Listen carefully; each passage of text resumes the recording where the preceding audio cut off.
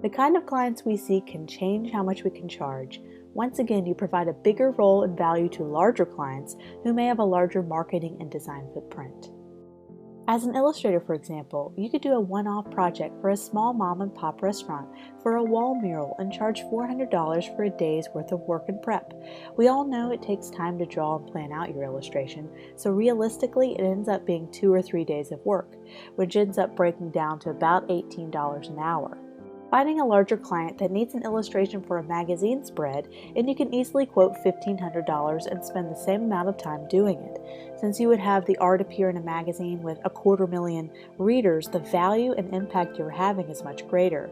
You have more fun doing the restaurant project, but being able to increase how much you make gives you more time to focus on those fun personal projects. Well, why not just seek out larger clients, triple my earnings, and work the same amount of hours and call it a day? To be able to land those larger clients, we need to do a few things. Listen carefully, as this takes a little work on your part.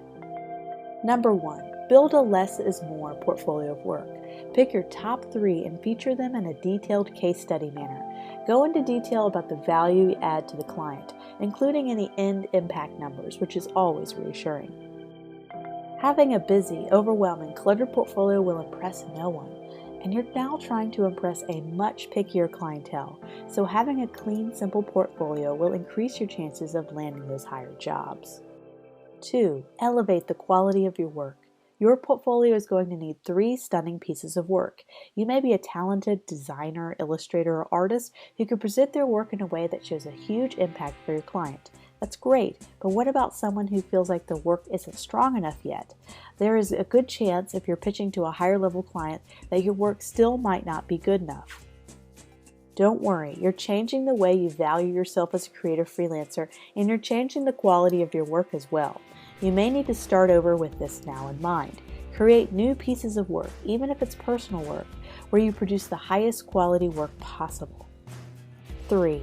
Surround yourself by the best of the best. How do we increase the quality and value of our work? By looking at people who charge the amount that we want to charge.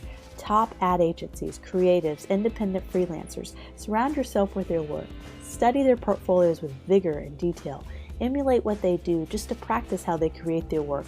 Learn from them. Soak up videos of top illustrators, designers, whatever it is you do in the creative space. On Facebook and Instagram, for example, my news feeds are full of amazing, talented graphic designers. Same goes from all my other social media apps. I only see the best of the best in my news feed. Everything else starts to seem cheap and low quality after that. So elevating what you're seeing on a daily basis will make you better at what you do, I promise. Behance.com is another great website for daily creative inspiration with loads of talented designers, illustrators, artists to emulate and respect. If you're not starting to get really excited by this point in the video, I doubt your passion. This class is a call to action for you to elevate your quality, value, and standards so you can elevate your pricing and profits. This is my rally cry. Do not stand by the wayside and feel undervalued as a freelancer. How you talk to your clients, how you pitch, how you quote them makes a big difference in selling yourself.